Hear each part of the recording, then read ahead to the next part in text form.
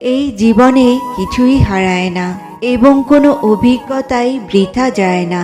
কোনো ব্যক্তি কতটা বুদ্ধিমান সেটা তার চেহারা কিংবা পোশাক দেখে বোঝা যায় না, বরং তার অভ্যাস এবং কথা বলার ধরন দেখে বোঝা যায়।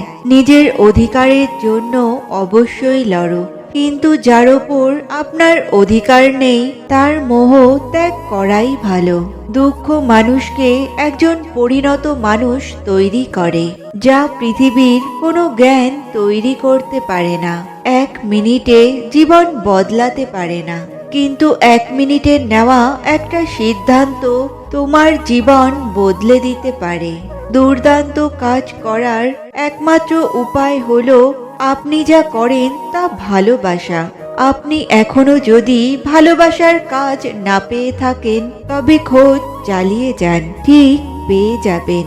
আত্মসম্মানের থেকে বড় আর কিছুই নেই।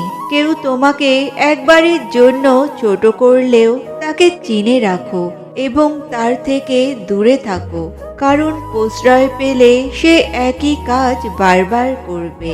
বিশ্বাস করলে ক্ষতি করে, ভালোবাসলে আঘাত করে, স্বার্থ ফুরালে কেটে পড়ে, প্রয়োজন হলে ব্যবহার করে, বিপদে পড়লে মিষ্টি করে কথা বলে, আর বিপদমুক্ত হলে কথার পরিবর্তন ঘটে। সুখে থাকলে সৃষ্টিকর্তাকেও ভুলে যায়।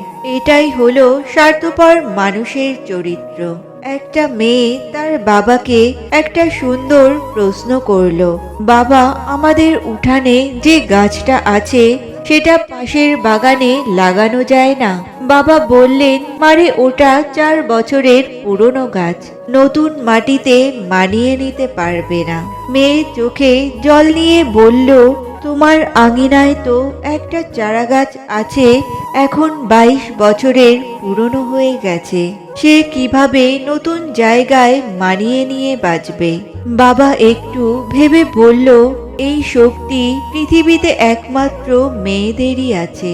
তাই তো তারা কল্পবৃক্ষের সমান, যে নিজে নতুন জায়গায় মানিয়ে সারা জীবন অন্যের জন্য বাঁচে। যারা সৎপথে প্রকাশ্যে উপার্জন করে তারা অন্তরালে দান করে, আর যারা অসৎ পথে অন্তরালে উপার্জন করে তারা প্রকাশ্যে দান করে। আগে ছিল বন্ধু ছাড়া লাইফ ইম্পসিবল, আর এখন স্বার্থ ছাড়া বন্ধু ইম্পসিবল। একা পথ চলা শিখলে জীবনে কারোর জন্য থেমে থাকতে হয় না। ভাগ্য বলে কিছুই নেই, প্রত্যেকের চেষ্টা ও যত্নের ওপর তা গড়ে ওঠে।